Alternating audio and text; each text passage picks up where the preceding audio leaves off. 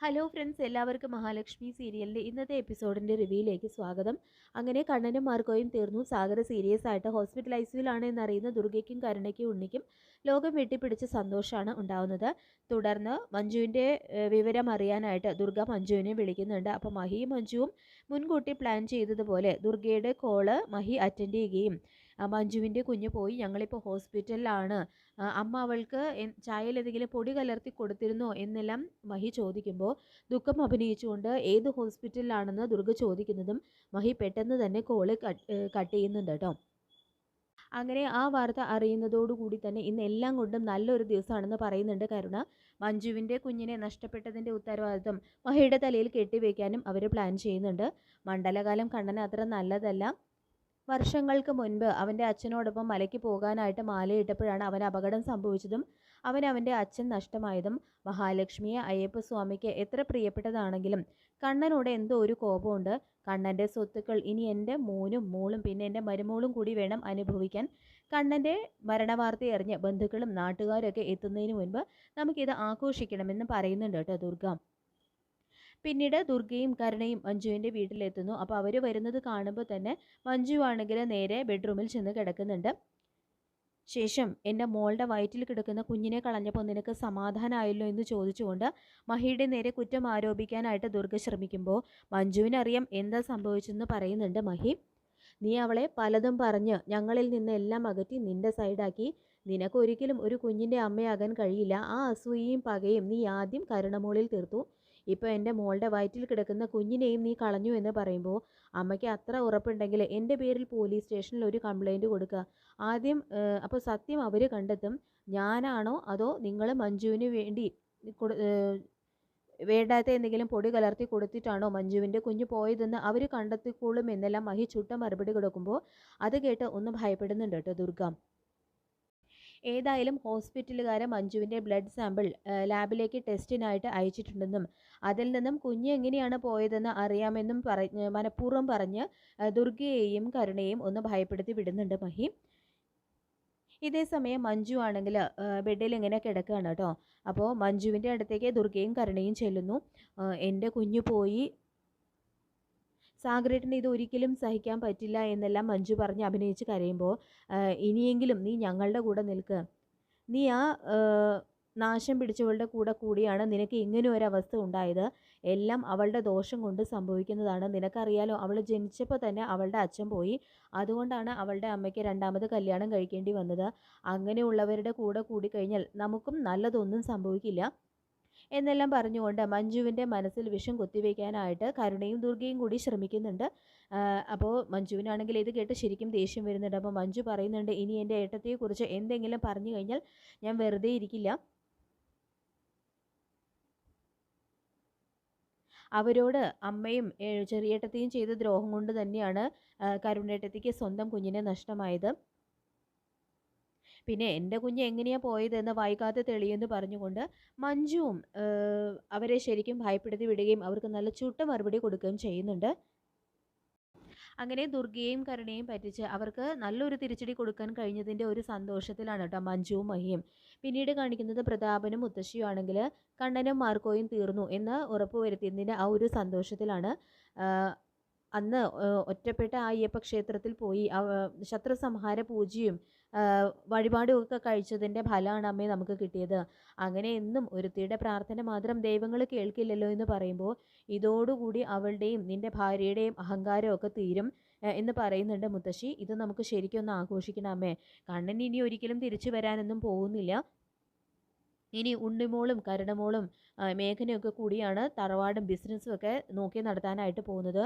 എന്തായാലും നമ്മുടെ കുഞ്ഞിൻ്റെ കണ്ണീരൊന്ന് തീർന്നു കിട്ടി, അവളുടെ മുഖത്തെ സന്തോഷം നമുക്കിനി ഒന്ന് കാണണം എന്നെല്ലാം അവരിങ്ങനെ സംസാരിക്കുന്നുണ്ട് കേട്ടോ. അപ്പോൾ അവരുടെ ഈ സംസാരം എല്ലാം മോഹിനിയാണെങ്കിൽ അവരവിടെ നിന്ന് കേട്ടിട്ട് മോഹിനിയാണെങ്കിൽ ശരിക്കും ചങ്ക് പൊട്ടി കരയുന്നുണ്ട് കേട്ടോ. കണ്ണൻ എന്തോ സംഭവിച്ചു എന്നുള്ള കാര്യം തോന്നിപ്പോവുകയാണ് മോഹിനിക്ക്. മോഹിനി അവിടെ നിന്നും കരഞ്ഞുകൊണ്ട് പോകുന്നതെല്ലാം മുത്തശ്ശിയും പ്രതാപനും കൂടി കാണുന്നുണ്ട്. അപ്പോൾ മുത്തശ്ശിയാണെങ്കിൽ ദേഷ്യത്തോടെ മോഹിനിയെ തന്നെ ഉറ്റുനോക്കുന്നുണ്ട്. അവളിപ്പോൾ അവളുടെ അഹങ്കാരം ഇതോടുകൂടി തീർന്നു കിട്ടി പ്രതാപ. ഇനി അവൾ ദൈവങ്ങളെ പ്രസാദിപ്പിക്കാൻ ഇങ്ങനെ നടക്കില്ല എന്നെല്ലാം പ്രതാപനോട് പറയുന്നുണ്ട് കേട്ടോ മുത്തശ്ശി. അങ്ങനെ മോഹിനിയാണെങ്കിൽ വേഗം തന്നെ മഹിയെ വിളിക്കുന്നുണ്ട്. തുടർന്ന് മലയ്ക്ക് പോയതിന് ശേഷം കണ്ണൻ മോളെ വിളിച്ചിരുന്നു. കരുണയുടെ അച്ഛനും മുത്തശ്ശിയും കൂടി കണ്ണൻ എന്തോ സംഭവിച്ച രീതിയിലുള്ള സംസാരമൊക്കെ നടത്തുന്നുണ്ട് എന്ന് പറയുമ്പോൾ അമ്മ ഒന്നുകൊണ്ടും പരിഭ്രമിക്കേണ്ട, കണ്ണേട്ടന് ഒന്നും സംഭവിച്ചിട്ടില്ല അമ്മേ. അയ്യപ്പസ്വാമി കണ്ണേട്ടന് ദർശനം കൊടുത്തു, കണ്ണേട്ടൻ ഇപ്പോൾ തിരിച്ചു വന്നുകൊണ്ടിരിക്കുകയാണ്. അമ്മ സമാധാനമായിട്ടിരിക്കാനെല്ലാം മഹി പറയുമ്പോൾ എനിക്ക് എന്താണെന്ന് അറിയില്ല മോളെ, അവളുടെ സംസാരം കേട്ടിട്ട് കണ്ണൻ എന്തോ സംഭവിച്ചതുപോലെയൊക്കെയാണ് എനിക്ക് തോന്നുന്നത്. അല്ലെങ്കിൽ മലയ്ക്ക് പോയ സമയത്ത് കണ്ണനെ അപായപ്പെടുത്താനായിട്ട് അവർ ശ്രമിച്ചിരുന്നു എന്നുള്ള കാര്യത്തിൽ എനിക്ക് സംശയമുണ്ടെന്നെല്ലാം മോഹിനി ഇങ്ങനെ പറയുമ്പോൾ അമ്മ വിഷമിക്കാതിരിക്കുക, ഞാൻ അമ്മയെ വിളിച്ചോളാം എന്ന് പറഞ്ഞുകൊണ്ട് മഹി കോള് കട്ട് ചെയ്യണം കേട്ടോ. തുടർന്ന് മഹി കാര്യങ്ങളെല്ലാം മഞ്ജുവിനോട് പറയുന്നുണ്ട്. അമ്മ വിളിച്ചിട്ട് കണ്ണേട്ടന് ആപത്തുണ്ടായി എന്നുള്ള രീതിയിൽ സംസാരം ഉണ്ടതായിട്ട് പറഞ്ഞു. എനിക്കറിയില്ല മഞ്ജു ഇനി എന്താണ് ഉണ്ടാകാൻ പോകുന്നതെന്ന്. ഇനി ഒരു പക്ഷേ കണ്ണേട്ടൻ വിളിച്ചപ്പോൾ സൂചിപ്പിച്ചതുപോലെ കണ്ണേട്ടനെ വഴിയിൽ വെച്ച് ചില വിഘ്നങ്ങൾ ഉണ്ടായി എന്ന് പറഞ്ഞിരുന്നല്ലോ. മാത്രമല്ല കണ്ണേട്ടന് എന്തോ സംഭവിക്കുന്നതായിട്ട് ഞാൻ ദുസ്വപ്നം കണ്ട് ഞെട്ടിയുണരുകയും ചെയ്തു. അയ്യപ്പ ഭഗവാന് മുന്നിൽ കൊളുത്തി വെച്ചിരുന്ന കെടാവിളക്ക് അണയുകയും ചെയ്തിരുന്നു. എല്ലാം കൂടി കൂട്ടി വായിക്കുമ്പോൾ കരുണയുടെ അച്ഛൻ കണ്ണേട്ടനെ അപായപ്പെടുത്താനായിട്ട് കെണി ഒരുക്കിയിരുന്നു എന്ന് വേണം കരുതാൻ എന്ന് പറഞ്ഞുകൊണ്ട് മഹി വല്ലാതെ തന്നെ വിഷമിക്കുന്നുണ്ട് കേട്ടോ. ഏട്ടത്തി എന്തായാലും വിഷമിക്കാതിരിക്കുക, കണ്ണേട്ടന് ഒന്നും സംഭവിച്ചിട്ടില്ലല്ലോ, കണ്ണേട്ടൻ ദർശനം കഴിഞ്ഞ് തിരിച്ചു വന്നുകൊണ്ടിരിക്കുകയല്ലേ എന്ന് പറഞ്ഞുകൊണ്ട് മഞ്ജു മഹിയെ ആശ്വസിപ്പിക്കുന്നുണ്ട്. ശേഷം കാണിക്കുന്നത് മേഘനാണെങ്കിൽ പായസം വെച്ച് കണ്ണൻ്റെയും മാർക്കോയുടെ ആ മരണം ആഘോഷിക്കുന്നു. അപ്പോൾ മോഹിനി ചോദിക്കുന്നുണ്ട്, നീ എന്താടാ ചെയ്തു വെച്ചിരിക്കുന്നത്, ഞങ്ങളോടെങ്കിലും ഒന്ന് തുറന്നു വരാം, ഇനി ഇതിൻ്റെ പേരിൽ നിനക്ക് വീണ്ടും ജയിലിൽ കയറേണ്ടി വരുമോ എന്നെല്ലാം സീമന്തിന് ചോദിക്കുമ്പോൾ രണ്ടാളും കൂടുതലൊന്നും അറിയണ്ട, ദൈവത്തെ നന്നായിട്ട് വിളിക്കുകയാണ് വേണ്ടത്, ഇനിയും കാര്യങ്ങളൊക്കെ നമുക്ക് അനുകൂലമായിട്ട് വരാമെന്ന് പറഞ്ഞുകൊണ്ട് മേഘൻ സന്തോഷിക്കുന്നുണ്ട് കേട്ടോ.